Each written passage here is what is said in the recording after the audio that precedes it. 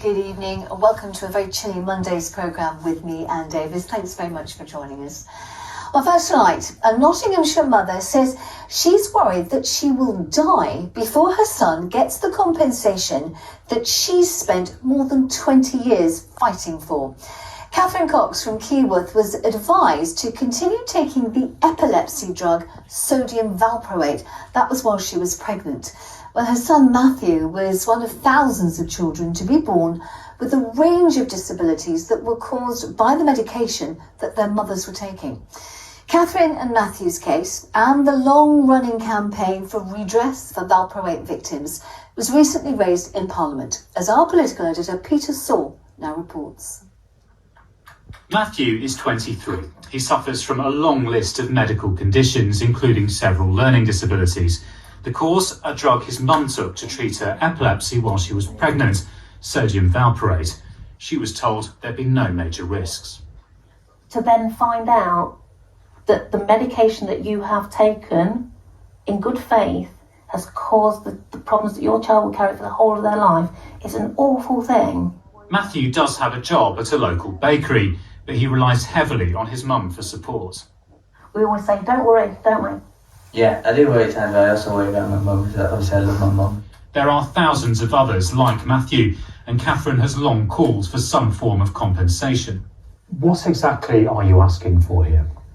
Compensation for Matthew for the loss of income that he would have had. And we also need a redress scheme that looks after him into the future, because fundamentally, for us, the question that we have is who will look after our children when we're no longer here? And at the moment, that's nobody. This isn't the first time Matthew has been on East Midlands Today. Here he is as a toddler in 2003. 2 decades have gone by, but his mum's long fight for redress goes on. We're not getting any younger. I started this when I was 31. I'm 53 this year. I honestly think that the government want the parents to expire because the children will not be able to fight for the redress that they need. Last February, the Patient Safety Commissioner, Henrietta Hughes, published a report that said that there was a clear and urgent need for financial redress.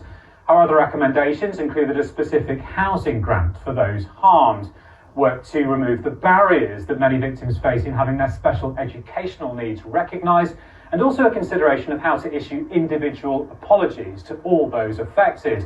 More than a year has passed though, and the government is still working on a response. The delays were raised at Prime Minister's questions recently by Catherine's MP. Sir Keir Starmer's response: We will provide an update on the Patient Safety Commissioner's report at the earliest opportunity to the House. I think we're all working hard.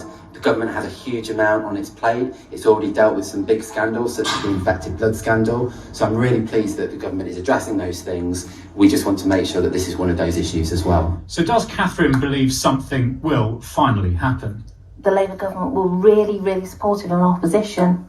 Let's see them stand by their word. As a society, we are judged by how we treat our most vulnerable.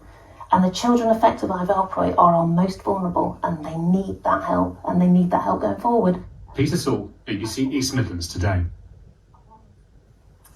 Next tonight, a beauty salon owner